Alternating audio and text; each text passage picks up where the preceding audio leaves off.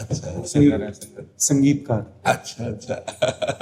शायद हमारा जीवन में ऐसा इंसान कहते हैं वो किस लिए आया है इस दुनिया में। मैं शुरू से ये मानता था, हम सब आपस में भाई ये सब मानते थे कि एक दूसरे की मदद करने के लिए आया है। जीवन ये है। और इस दुनिया में सबको सत्य सुनने का जितना इच्छा है, लेकिन जब सत्य बोलो तो रिश्ते दूर होते रहते हैं, प्यार दूर हो जाता है। लेकिन सत्य की चाह उतनी है, हाँ लेकिन सत्य बोलते ही सब हट जाता है। ऐसा जैसे किसी ने श्राप दे दिया और खत्म हो जाता है इंसान। वो ना कर्म कर पाता है, ना अपना काम कर पाता है। थोड़ा सा अगर वो मजबूत हृदय रहे तो सत्य भगवान है, उसका साथ वो केवल भगवान देते हैं। संसार असत्य में लगा हुआ है, इसलिए यदि सत्य में चलोगे तो तुम्हारा पक्ष कोई लेने वाला नहीं मिलेगा, लेकिन वो पक्ष लेगा जिसके पक्ष लेने मात्र से सब पक्षपाती बन जाएंगे। जा पर कृपा राम की हुई, ता पर कृपा करे सब कोई। हाँ, थोड़ा सा व्यवहार में आपको कटुता मिलेगी, सत्य बोलना, सत्य चलना, लेकिन वो परमात्मा जब प्रसन्न हो जाएगा तो सब आपको नमन करेंगे, क्योंकि सत्य को कहीं ना कहीं आदर दिया जा रहा नहीं। यहाँ लोग क्यों आते हैं, एक विचार करो। सत्य के लिए ही तो आते हैं ना। संत महात्मा जो भी ये सत्य मार्ग के हितोपथिक हैं, तो आप जैसे आए तो सत्य बात सुनने के लिए आए, सत्य के दर्शन करने के लिए आए, सत्य को ही नमन कर रहे हैं। तो इस बात को मानिए कि सत्य कभी असत्य नहीं हो सकता और असत्य कभी सत्य नहीं हो सकता।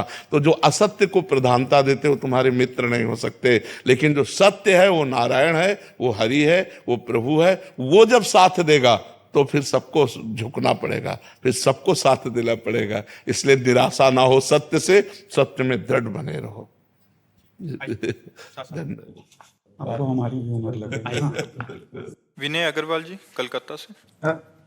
राधे राधे महाराज जी। महाराज जी कहते हैं कि मानव जन्म दुर्लभ है और कई सत्कर्मों का फल है, फिर मानव योनि के बाद जन्म मृत्यु के चक्कर से निकल जाएं और परम धाम में चले जाएं, एक विरोधाभास तो नहीं है महाराज जी? कैसा विरोधाभास है? इनका भाव है कि अगर इतना ही दुर्लभ है तो इधर ही होना चाहिए, फिर आगे ये दुर्लभ क्यों है ये तो बात समझो ना। देखो, बड़े भाग मानुष तन पावा, शुर दुर्लभ सद ग्रंथन गावा। तो आगे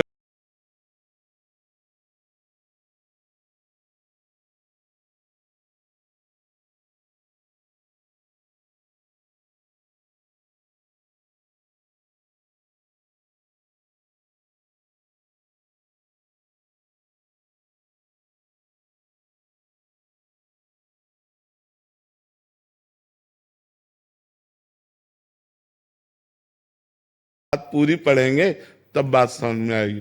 अगर पूरी बात रख दो तो विवाद नहीं होगा, पूरी बात में विवाद नहीं होता। तो जैसे आपके मन में प्रश्न है तो पूरी बात नहीं पढ़ा इसलिए प्रश्न है। मनुष्य जन्म दुर्लभ इसलिए दुर्लभो मानुषो देहो देही नाम क्षण भंगुरा। ये मनुष्य शरीर दुर्लभ है लेकिन एक क्षण में नष्ट हो जाने वाला। तत्रापि दुर्लभम मन्येत वैकुंठ प्रिय दर्शनम। भगवान का दर्शन, भगवान के प्राण प्यारे प्रेमियों का सानिध्य, ये इसकी दुर्लभता है। मनुष्य बन के सत्संग करेंगे, मनुष्य बनकर साधना करेंगे जिससे हमें भगवान की प्राप्ति हो।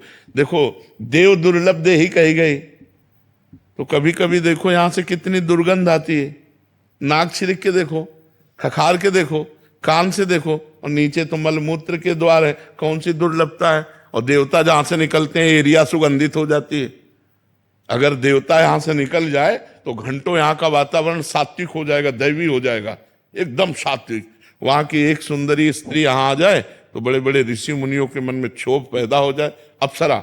लेकिन कहा गया देव दुर्लभ, किस बात के लिए? क्या इन भोगों के लिए देव दुर्लभ कहा गया? नहीं, देवता भजन नहीं कर सकते भगवान, वो केवल अपने पुण्यों का भोग भोग सकते हैं। और हम भजन करके नारायण को प्राप्त हो सकते हैं, हम ब्रह्म स्वरूप हो सकते हैं। ब्रह्मविद ब्रह्म ही भवति, जो ब्रह्म को जान लेता है वो ब्रह्ममय हो जाता है, इसलिए दुर्लभ है। मनुष्य देह दुर्लभ है क्योंकि इससे भगवत प्राप्ति होती है, इसलिए दुर्लभ है। अगर भगवत प्राप्ति नहीं तो गोस्वामी तुलसीदास जी लिख रहे हैं, जिन हरि भगति हृदय नहीं आनी, जीवित सब समान ते प्राणी। बोले जिनके हृदय में भगवान की भक्ति नहीं, अच्छे आचरण नहीं, परोपकार नहीं, ऐसे लोग मुर्दा टहल रहे हैं, जीते जी मुर्दे के समान अपवित्र हैं। क्योंकि वही भोग वासना, वही पाप वासना, वही अगर भगवान का चिंतन है, परोपकार की भावना है, सब में भगवत भाव, तो मनुष्य जीवन की दुर्लभता हमें सुलभ हुई। और अगर मनुष्य जीवन मिला हो ये सब तो अच्छा, मनुष्य जीवन में अगर भजन ना हो तो आप बताओ कौन सी श्रेष्ठ बात है। तो अगर वही मैथुन, वही आहार, वही निद्रा, वही सांसारिक भोग, तो वह जो अपने रबड़ी खाने में सुख का अनुभव करते हैं ना, पशु पक्षी और जो जीव जंतु हैं वो अपने अपने आहार में वैसे सुख का अनुभव करते हैं। जो हम अपने परिवार में गृहस्थ धर्म का भोग करके सुख लेते हैं, वो अपने पशु पक्षी भी मैथुन करके वैसे सुख लेते हैं। जितना हमें अपने बच्चों से प्यार, उतने पशु पक्षी को भी प्यार है। जैसे हम गद्दे में सोते हैं, वो कीचड़ में मस्त आनंद से पैर फैला के सो।